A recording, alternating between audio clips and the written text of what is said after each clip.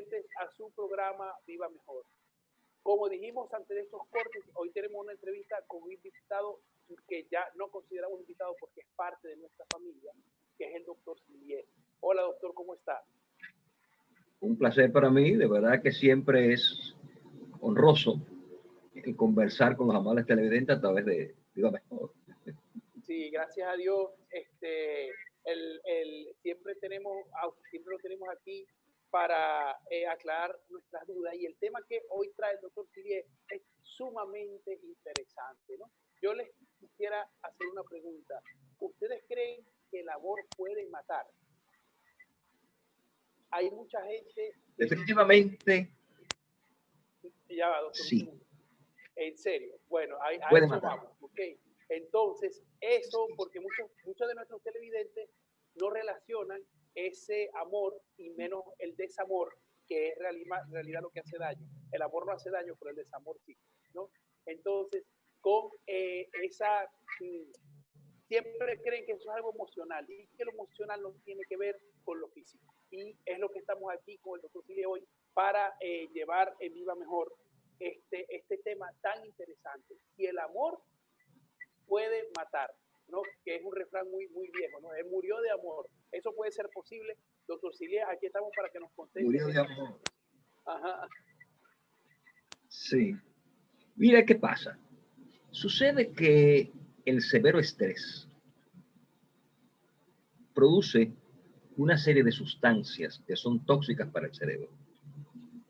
El hipotálamo, que lo tenemos allá profundo, que es el gobernador de lo hormonal que se produce.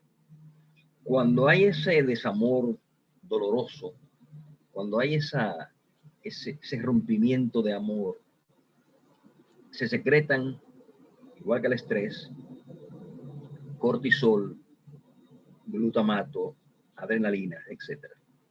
Entonces, ¿qué va pasando en esas circunstancias?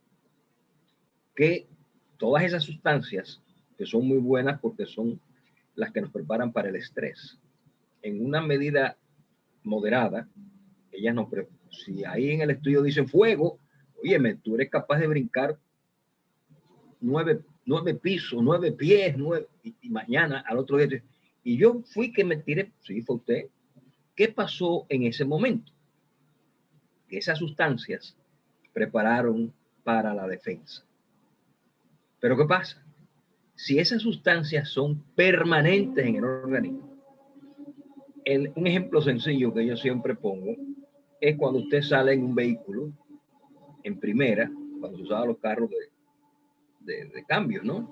Cuando usted sale en primera un vehículo a pasear por la capital, ¿qué le va a pasar al motor de ese vehículo? Ese motor se va a fundir porque usted lo forzó. Entonces, igual le pasa al corazón. O sea, doctor, Ese corazón adolorido. Usted está diciendo que el estrés es algo bueno para el cuerpo bien usado, porque todo el mundo, ahorita hay como una creencia de que el estrés es malo en general. En corto tiempo. Exactamente. Ajá. No. ¿Y qué pasa en esta situación de pandemia, como tú señalas? Estamos viviendo un estrés sostenido. Hay mucha gente que ha enfermado de hipertensión arterial, de diabetes, de insuficiencia renal, de derrames cerebrales, de cefaleas permanentes, de insomnio, de distimia y de depresión. Porque ¿qué pasa con el ser humano?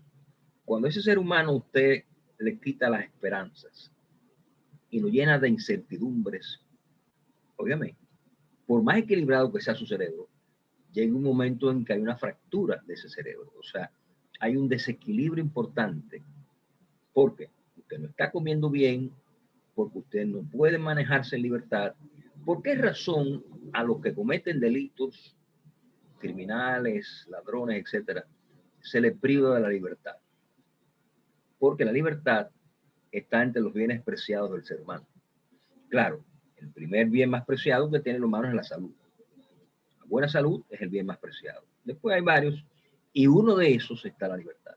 Cuando usted lo privan de libertad, fíjate que estamos pagando una pena, estamos cumpliendo una pena de encierro sin haber cometido delitos, sin haber dañado nada, sin haber matado a nadie. Entonces, eso lo hace doblemente doloroso. Me cambiaron mi ritmo de vida de manera abrupta porque una pandemia apareció un enemigo invisible que es muy criminal, se está llevando muchas vidas valiosas y en ese término tengo que, como tú señalas, cumplir con las normas. Sí, doctor, sobre todo cumplir con las normas. Uno es capaz de adaptarse a algo que sabe que empezó y sabe cuándo va a terminar.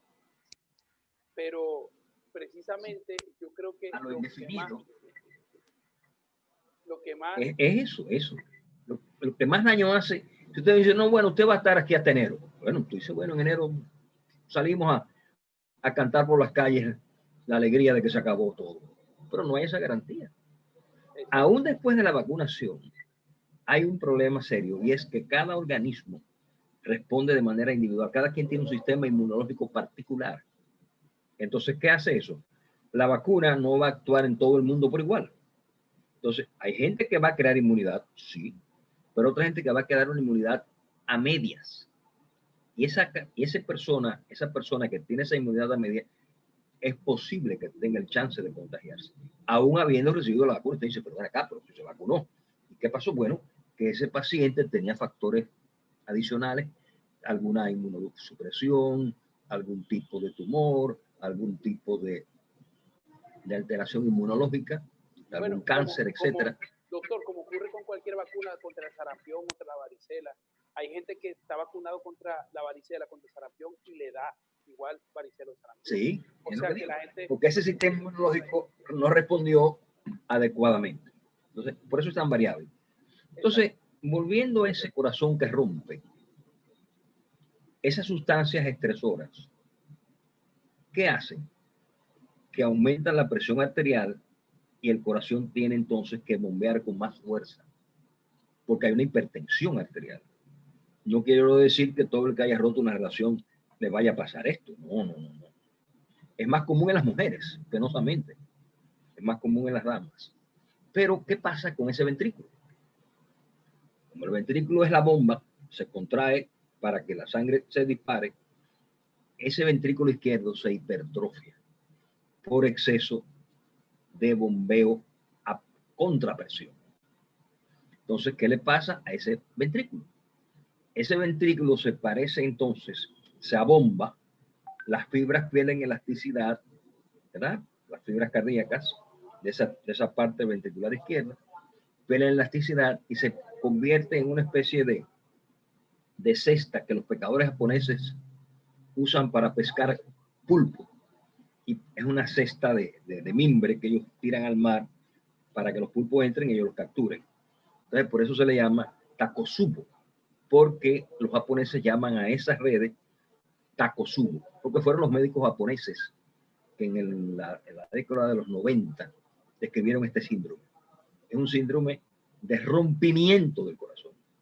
No es isquemia, porque la isquemia, el infarto es falta de sangre a las coronarias. Yo quisiera saber, a mí cuando yo era estudiante nunca me dijeron en la emergencia, pregúntele a alguien que viene con dolor cardíaco, con probable infarto o con una hipertrofia ventricular, su aspecto emocional. Nunca. En emergencia no se pregunta eso. ¿Cómo está su aspecto emocional? ¿Usted tiene algún conflicto familiar? ¿Usted tiene...? No le preguntan. Ni siquiera lo preguntan los cardiólogos cuando van a hacer ecocardiograma y hay una hipertrofia ventricular. Simplemente lo atribuyen a la hipertensión crónica. Pero nunca preguntan sí, por el estado emocional. Se concentran. ¿Y qué pasa? Ese cerebro que nunca duele, por amor sí duele. Entonces, ¿por qué duele? Porque hay una área cingulada aquí atrás que produce dolor. Y hay una parte un poquito más atrás, opercular, que produce esa apatía. Fíjense que cuando usted está triste, usted tiene, aparte del dolor, usted tiene un desconfort. Yo no me siento bien. No está gripado, pero siente malestar de gripe. No está con nada serio, pero se siente morir. Entonces, ese aspecto es parte de ese síndrome. Entonces, definitivamente sí, en los rompimientos afectivos pueden matar por ese es el mecanismo. Es un mecanismo de aumento de presión, corazón, hipertrofia, ventrículo, y el ventrículo llega un momento que se explota. Entonces, murió como la niña de Guatemala, de José Martí, su verso, la niña que murió de amor. Ella se fue al río y el médico dijo que murió de frío, pero yo sé que murió de amor. Wow. O sea, doctor, entonces muy bonito poema, o muy profundo además. En pocas palabras dice una historia. Entonces, este, entonces estamos hablando que cuando uno tiene una emoción muy grande, sobre todo una emoción que provoque mucho un dolor profundo, en el cerebro se activan unas estructuras que usted explicó, ¿verdad? Que hacen, que pueden hacer que el corazón se deforme como un globo, que le crezca como decir, un chichón. Claro, ¿qué está pasando? Sí, se le hace un chicho. Como, ¿tú te acuerdas cuando tú estabas chiquito que tú soplabas unas vejigas que estaban viejas y se le hacía una bomba a la vejiga? Exactamente. Es igualito. La bombaba a un lado malo porque la textura la había perdido. Y eso pasa. Entonces, por esa razón, estos periodos de confinamiento y de crisis son importantes y usted tiene que tener el recurso para manejarse. Porque si usted se deja arrastrar por la tristeza, por la soledad, por el inconveniente de la no socialización, el inconveniente de usted no poder darse abrazos con sus familiares queridos y amigos, el hecho de usted tener que trabajar en la casa, el hecho de usted no poder manejarse a la libertad que usted quisiera, el hecho de un riesgo potencial de sentirse usted por la mañana cuando usted amanece adolorido con una gripe, ay, cuidado si tengo. Entonces se vive en una angustia vivencial. ¿Y qué pasa? Psicológicamente hay un grupo de personas que no resisten esto. Esos son los que salen a beber, a gozarse, quitan la mascarilla y viva la pepa. Óigame, ¿qué está pasando ahí? Ese individuo se ha descontrolado. Ese individuo perdió algo que está aquí sobre la frente, detrás de la frente, que se llama área prefrontal. Esa área prefrontal es la que nos gobierna y nos hace seres sociales. Es la que nos dice, lávate las manos, mantén la distancia, ponte la mascarilla correctamente, no socialices, no vayas a fiestas, no vayas a grupos cercanos, porque hay un riesgo potencial. Entonces, esa parte está que madura solamente después de la adolescencia. Por eso los adolescentes, todos fuimos adolescentes. A mí me corrió con correr carros de carros de carrera, mi papá me decía, muchacho, ¿y ese vehículo? No, mi mamá me robaba y yo por ahí mismo a velocidad. Porque, ¿qué pasa con la adolescencia? Que esa corteza prefrontal está inmadura. Entonces, por eso son tan valientes, no le temen al virus. Pero ¿qué pasa? Ese enemiguito que está ahí, invisible, mata. Antes mataba a nosotros los muchachos después de los 15, pero ya está matando a jóvenes. ¿Por qué? Porque ellos se exponen con riesgo, con valentía. Y óigame, usted no puede ser valiente hasta morir. O sea, usted tiene que tener la prudencia necesaria, el tacto necesario. Si hay medidas que pueden evitar el problema, óigame bien, eso equivale a que usted le dé un pescozón a un amigo a la 1 de la tarde. Ese señor dejó un hijo enfermo. Ese señor no ha desayunado. Ese señor está en medio del sol. Y usted le da un pescozón y ese hombre está armado. ¿Qué puede pasar? Que ese señor, en un arranque de furia, le pegue 2 tiros a usted. Y es lo mismo. Si vamos a buscar el virus no cumpliendo normas y reglas, entonces es muy probable que usted quede infectado. El problema es, ¿qué pasa? Que una persona con el virus se lo va a llevar a la familia, va a infectar a 3 o 4 más en la casa, entonces no es usted solo. Si usted quiere morirse, usted tiene todo el derecho, vaya al puente y usted resuelve allá, porque usted es dueño de su vida, ¿no? pero usted no es dueño de la vida de los demás. Entonces, esa es la parte dolorosa del proceso. Por eso la curva no ha bajado, porque los aspectos de educación, hoy veía las nuevas normas que se han planteado para el control del COVID y estoy totalmente de acuerdo. Primero, hay que aumentar las pruebas. Segundo, hay que aumentar la educación. Usted ve la gente, los jóvenes, con la mascarilla aquí abajo. Óyeme, el problema no es boca, el problema es nariz y boca. Son las dos cosas a la vez. Y más la nariz que la boca. Pero no solo porque eso, por la nariz lo que más se ha descuidado, que es lo que yo he notado en estos días, es que ya la gente que trabajaba todo el tiempo junto con mascarillas, cuando comen juntos, cuando que ellos vienen de diferentes casas, de diferentes sitios, de diferentes localidades, y ellos no saben, ni siquiera ellos mismos saben si han contraído el COVID porque por su casa hay más o menos casos, o cuando pasan por la panadería, o cuando pasan por el supermercado. Entonces, claro, se sientan a comer y como se tienen confianza, se quitan la mascarilla. Sí, no están ahí, al lado. Uno se... Exactamente. Sí. Entonces, no, ahí es el problema. El problema grave, uno de los problemas graves ahora mismo, es cuestión de educación. Pero eso no ha pasado aquí solamente. Es el ser humano. Es el ser humano que no resiste esos controles y entonces se desacata. ¿Qué pasó en Miami? En Miami levantaron un poco las medidas, se fueron a las playas, se quitaron la mascarilla y Miami se convirtió en el sitio principal de contagio de Estados Unidos. ¿Qué pasó en Italia? Disminuyeron las medidas y los italianos se fueron a las pizzerías y de picnic. ¿Qué pasó? Un aumento grotesco de la mortalidad, porque es que este virus mata. Usted no sabe dónde está, usted no lo ve. Si usted lo pudiera ver, bueno, es un enemigo que usted tiene, que usted sabe dónde está él. Pero este no, este es un enemigo silente, es un enemigo invisible. A la visión normal no lo vemos. Entonces, por esa razón es que hay que respetar.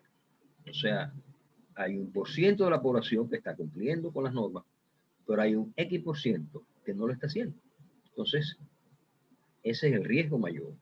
Entonces, innegablemente que hay un aspecto. Mira, se hizo un estudio en Argentina de 1000 personas estudiadas en marzo y 1000 personas estudiadas 4 o 5 meses después, casi 6 meses después de la pandemia. ¿Qué pasó con el primer grupo? Con el primer grupo, el mayor temor era contagio. Al igual que aquí, los primeros casos fueron casos importados, de personas que fueron a áreas de riesgo, venían de países que sí tenían mucho, ya tenían el virus avanzado. Entonces, el principal temor era el contagio y el peligro de contraer la enfermedad. Como todavía no había medidas de toque de queda ni de permanecer en el hogar, no había mayores problemas. Cuando al segundo grupo se estudió la depresión, las angustias, el insomnio, las alteraciones alimenticias, todo aquello, aquella cadena de problemas psicológicos apareció. ¿Por qué? Porque las personas fueron condenadas al encierro. Entonces, no todo el mundo tiene la capacidad de manejarse en el encierro. ¿Cómo tú, con 3 niños pequeños en tu casa, cómo te puedes manejar? ¿Cómo esos niños entienden que hay un encarcelamiento obligatorio? ¿Cómo ese personaje que vive solo resiste el no hablar con nadie? Gracias a Dios a esta tecnología que nos permite comunicarnos, eso ha ayudado mucho. La televisión se ha convertido en una gran aliada y va el otro aspecto. Hay personas que no leen.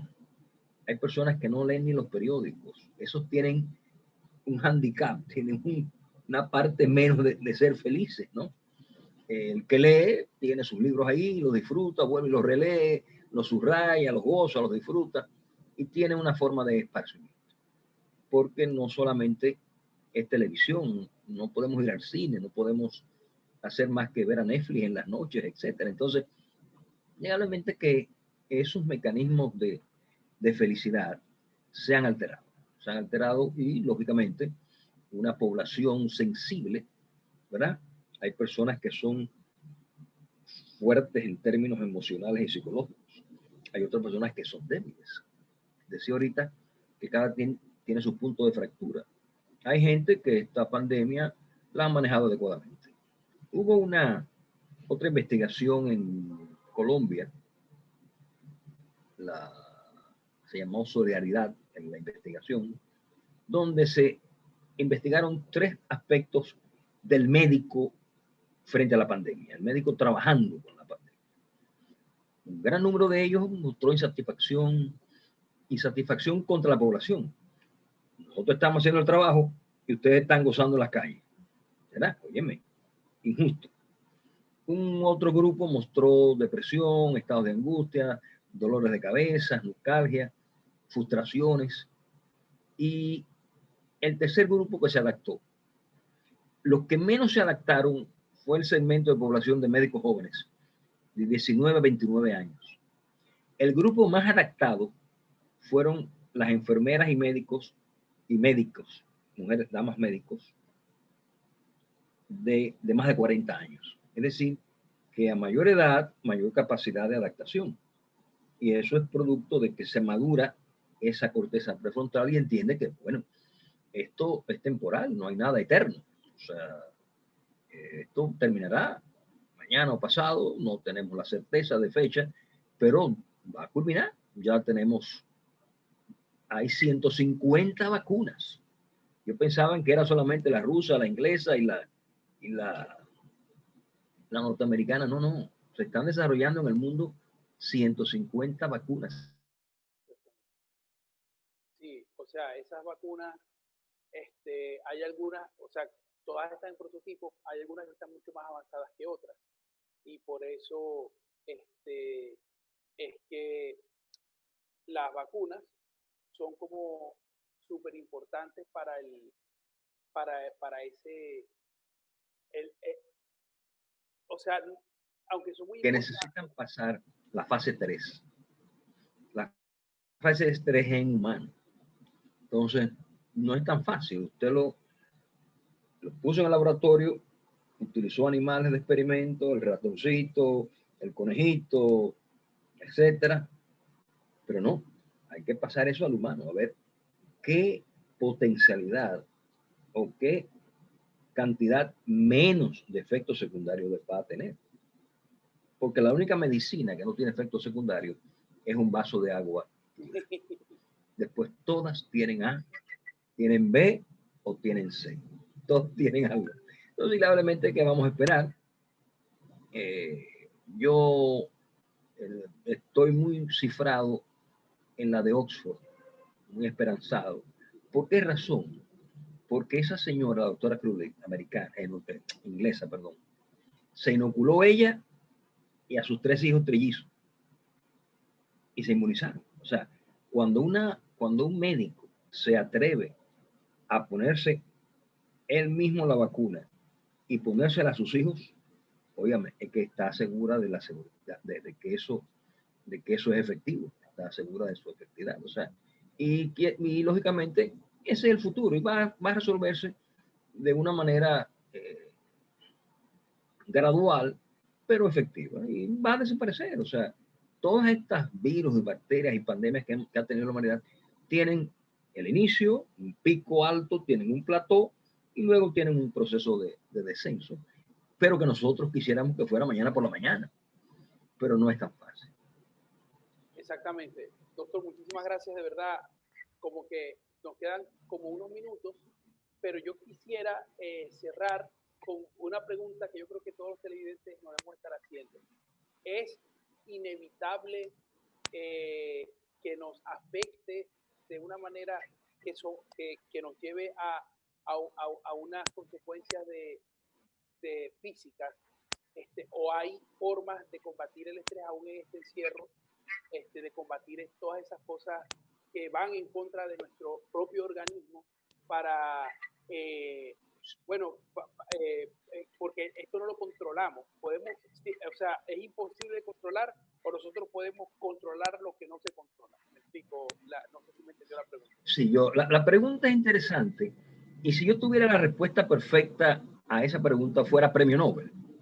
No es posible. Lo que sí hay es la capacidad de usted entender, sentarse a hablar con usted mismo, hasta dónde usted permite que ese estrés lo mate, en términos de emociones, en términos.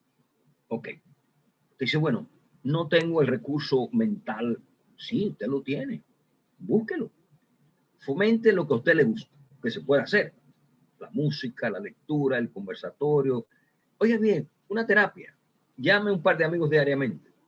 Usted marca el teléfono, fulano, ¿cómo te sientes? ¿Cómo? ¿Qué pasa? Al primero te va a decir asustado como que pasó algo malo. No, no, no, no. Te estoy llamando para decirte que te quiero. Entonces, innegablemente, esas son medidas, son alternativas.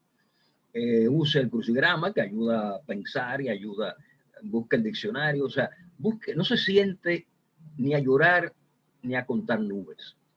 Que eso de llorar y contar nubes lo va a llevar a usted a la distimia primero, a la apatía, y después lo va a llevar a la depresión. Ay, sí yo, ay, sí yo, ay, sí yo. Óigame bien, óigame bien. Estamos en una situación difícil. Nadie dice que no. Estamos en una situación de severo estrés para todo el mundo.